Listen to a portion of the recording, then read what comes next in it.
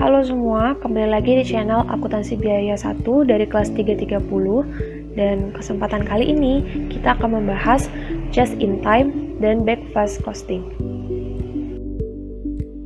Sebelumnya, kami dari kelompok 5 beranggotakan yang pertama Faras Aziz Mahibudin, kemudian Kinta Rosa Sensiana Mora, dan Muhammad Sahda Aziz Widianto. Kita mulai dengan konsep just in time. Just in time, atau selanjutnya disingkat JIT, adalah filosofi yang dipusatkan pada pengurangan biaya melalui eliminasi persediaan. Eliminasi persediaan di satu pihak menghilangkan kebutuhan akan tempat penyimpanan dan biaya penyimpanan. Namun, di lain pihak, eliminasi persediaan membutuhkan beban kerja bermutu tinggi. Aspek yang paling mencolok dari JIT adalah usaha untuk mengurangi persediaan barang dalam proses atau WIP dan bahan baku.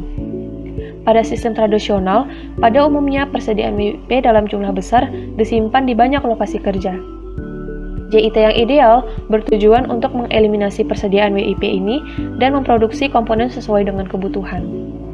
Tujuan dari JIT adalah ukuran batch sama dengan 1 unit. Pada intinya, just in time adalah pengurangan biaya melalui pengeliminasian persediaan, yaitu raw materials, WIP, dan finished good. Masuk ke konsep back flash costing. Back flash costing atau back flashing merupakan pendekatan yang dipersingkat atas akuntansi dari aliran biaya manufacturing. Tujuan penghitungan biaya back flash adalah untuk mengurangi jumlah kejadian yang diukur dan dicatat dalam sistem akuntansi. Pada perhitungan biaya back flash, akun persediaan tidak lagi disesuaikan selama periode akuntansi guna mencerminkan semua biaya produksi, melainkan saldonya dikoreksi menggunakan ayat jurnal akhir periode. Selain itu, tidak ada catatan buku pembantu yang dipelihara untuk unit barang dalam proses. Akuntansi untuk persediaan bahan baku dan juga WIP dapat diubah menjadi perhitungan biaya back flash. Hal ini disebabkan karena dalam penerapan JIT yang berhasil, di mana perhitungan biaya back flash digunakan, bisa saja tidak terdapat pemisahan antara persediaan bahan baku dengan WIP karena bahan baku digunakan langsung dalam proses produksi, sehingga persediaan bahan baku dan WIP dijadikan satu akun. Jadi, back flashing ini memang diterapkan pada perusahaan yang menggunakan just in time, di mana proses produksi sangat singkat sehingga akuntansi tradisional atau job order costing dan proses costing yang dulu kita sudah pelajari menjadi tidak praktis karena adanya akun work in process atau WIP. Nah, untuk selanjutnya, agar kita lebih mudah memahami konsep back flash costing, kita akan melakukan analogi back flash costing dengan sistem periodik, dan kita akan membandingkannya dengan sistem akuntansi tradisional yang kita akan analogikan dengan sistem perpetual. Analogi yang pertama, pada sistem perpetual, akun persediaan akan dipelihara secara berkala. Sedangkan pada sistem periodik, akun persediaan tidak dipelihara atau tidak diupdate secara berkala. Jika kita membandingkannya dengan akuntansi tradisional, dia memiliki kesamaan dengan sistem perpetual di mana akun WIP-nya ini dipelihara atau selalu dilakukan pencatatan ketika terjadi WIP. Berbeda dengan back flash costing, akun WIP-nya tidak dipelihara atau tidak selalu diupdate. Kemudian analogi yang kedua, pada sistem perpetual, saldo persediaan dan COGS dapat diketahui setiap saat. Sedangkan pada sistem periodik, saldo persediaan hanya dihitung pada akhir periode saja dengan perhitungan fisik. Jika dibandingkan dengan akuntansi tradisional, dia memiliki kesamaan dengan sistem perpetual, di mana saldo WIP dan COGS dapat diketahui setiap saat karena pencatatannya dilakukan pada setiap saat. Sedangkan pada back flash costing, saldo WIP dan COGS hanya dihitung pada akhir periode dengan membandingkan WIP awal dan WIP akhirnya.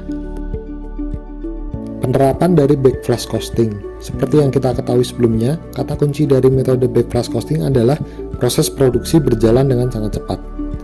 Karena raw material yang tiba akan langsung diproses, maka raw material dan WIP digabung menjadi satu akun, yaitu raw and in process atau RIP. Yang kedua, indirect material akan dicatat pada supplies. Yang ketiga, raw material di back flash dari RIP ke finish good dan dari finish good ke COGS. Dan yang terakhir, direct labor dan applied overhead dibebankan langsung kepada COGS. Baik, selanjutnya mengenai ilustrasi penerapan just in time. Diketahui saldo awal persediaan di 1 Januari meliputi yang pertama raw and in process sebesar 21.000 yang terdiri atas raw material sebesar 20.100 dan conversion cost sebesar 900. Selanjutnya ada finished good sebesar 170.000 yang terdiri dari raw material sebesar 84.000 dan conversion cost sebesar 86.000. Dan yang terakhir ada supply senilai 20.000. Sedangkan pada saldo akhir persediaan di 31 Januari meliputi raw and in process sebesar 23.000 yang terdiri dari raw material 21.600 dan conversion cost 1.400. Selanjutnya ada finished goods sebesar 174.000 yang terdiri dari raw material sebesar 85.800 dan conversion cost sebesar 88.200. Dan yang terakhir ada supply sebesar 5.000. Selanjutnya ada beberapa transaksi sebagai ilustrasi. Transaksi yang pertama, membeli direct material sebesar 406.000 secara kredit. Jurnalnya raw and in process pada accounts payable sebesar 406.000. Akun raw and in process merupakan gabungan dari akun raw materials dan work in process dengan asumsi raw materials yang dibeli secara langsung mengalami pemrosesan. Transaksi selanjutnya yaitu pemakaian indirect material berupa supply sebesar 15.000. Maka jurnalnya FOH control pada supplies. Supplies ini berupa indirect material yang dibebankan kepada FOH control sebesar 15.000. Lalu transaksi yang ketiga mencatat dan membayar gaji sebesar 160.000. Jurnalnya dilakukan pengakuan terlebih dahulu atas gaji sebesar 160.000 dengan jurnal payroll pada accrued payroll. Lalu beban gaji tersebut dibayar dengan jurnal accrued payroll pada cash sebesar 160.000. Transaksi yang keempat, distribusi payroll antara lain yang pertama direct labor sebesar 25.000, indirect labor sebesar 45.000, lalu marketing salaries sebesar 50.000 dan administrative salaries sebesar 40.000. Maka jurnalnya, karena ini merupakan uraian dari distribusi payroll, maka kreditnya ada di payroll sebesar total dari semuanya. Lalu direct labor, mengapa dibebankan kepada cost of goods sold? Karena di just in time kita tidak menggunakan akun work in process, jadi direct labor langsung dibebankan kepada barang yang sudah jadi atau cost of goods sold sebesar 25.000. Lalu indirect labor karena merupakan bagian dari FOH control, maka dibebankan ke FOH control sebesar 45.000. Dan marketing salaries serta administrative salaries di jurnal pada marketing expense dan administrative expense sebesar masing-masing 50.000 dan 40.000, sehingga totalnya sebesar 160.000. Transaksi selanjutnya yaitu FOH cost terdiri dari depresiasi dan asuransi sebesar masing-masing 290.000 dan 9.000, sehingga jurnalnya FOH control pada accumulated depreciation dan prepaid insurance sebesar 290.000 dan 9.000 dengan total 299.000. Selanjutnya, selain biaya depresiasi dan asuransi, FOH juga terdiri dari 17.000 yang sudah dibayar secara kas dan 4.000 yang masih terutang, sehingga jurnalnya FOH kontrol pada cash dan accounts payable sebesar total 21.000. Selanjutnya, FOH yang diakumulasikan pada akun FOH kontrol dibebankan kepada COGS. Kita ingat dari transaksi sebelumnya, ada pembebanan FOH dari indirect material yang berupa supply sebesar 15.000 dan indirect labor sebesar 45.000. Dan juga barusan ada pembebanan FOH dari depresiasi dan asuransi sebesar 299.000 dan lain-lain sebesar 21.000, sehingga totalnya 380.000 dengan jurnal cost of goods sold pada FOH control. Selanjutnya, komponen biaya material finished good di backflash dari saldo dari akun raw and in process. Maksud dari di backflash di sini adalah finished goods mengambil jumlah atau nilai material yang terkandung di akun raw and in process sejak awal transaksi, awal masa produksi, dengan hitungan rincian sebagai berikut. di saldo awal yang sudah diketahui di awal. Saldo awal material di raw and in process sebesar 20.100. Selanjutnya ada pembelian material sebesar 406.000. Sedangkan diketahui juga saldo akhir material sebesar 21.600, sehingga dapat disimpulkan jumlah yang digunakan selama proses produksi, jumlah yang di backflash sebesar 404.500, yaitu dari saldo awal ditambah pembelian dikurangi saldo akhir, sehingga jurnalnya finished goods pada raw and in process sebesar 404.500. Transaksi selanjutnya yaitu komponen biaya material COGS di backflash dari finished goods.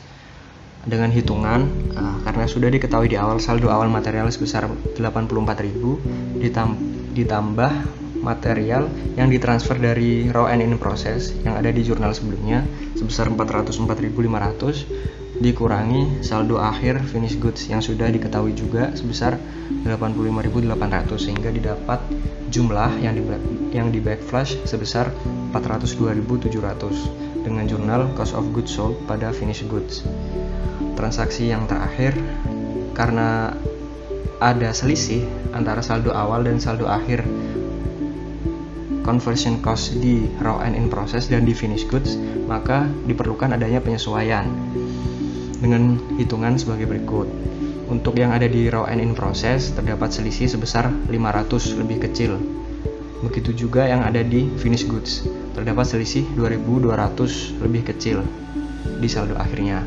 Maka jurnalnya raw and in process dan finished goods di debit karena lebih kecil atau mengalami penurunan, maka perlu ditambah sebesar 500 dan 2.200 pada cost of goods sold sebesar totalnya yaitu 2.700. Nah, terdapat versi yang sedikit berbeda dari backflash costing yang sudah dijelaskan sebelumnya. Pada versi yang kedua ini atau yang berbeda ini, kita tidak perlu membackflash finished goods dari raw and in process ataupun COGS dari finished goods, sehingga backflash langsung dari RIP ke cost of goods sold. Contoh transaksinya, komponen biaya material COGS di backflash dari raw and in process dengan hitungan saldo awal yang diketahui di RIP ditambah material yang dibeli dikurangi saldo akhir material yang di RIP juga, sehingga didapatkan jumlah yang di backflash sebesar 404.500 dengan jurnal cost of goods sold pada raw and in process langsung sebesar 404.500. Karena kita tidak menggunakan finished goods atau diabaikan, maka penyesuaian biaya konversi raw and in process dan finished goods hanya yang ada di raw and in process saja, jadi selisih 500 saja. Langsung di jurnal raw and in process pada cost of goods sold sebesar 500. Sekian pemaparan kami mengenai just in time dan backflash costing. Terima kasih banyak dan mohon maaf bila ada banyak kesalahan dan kekurangan selama menjelaskan. Kami mengucapkan selamat dan semangat ujian akhir semester ganjil untuk kita semua. Wassalamualaikum warahmatullahi wabarakatuh.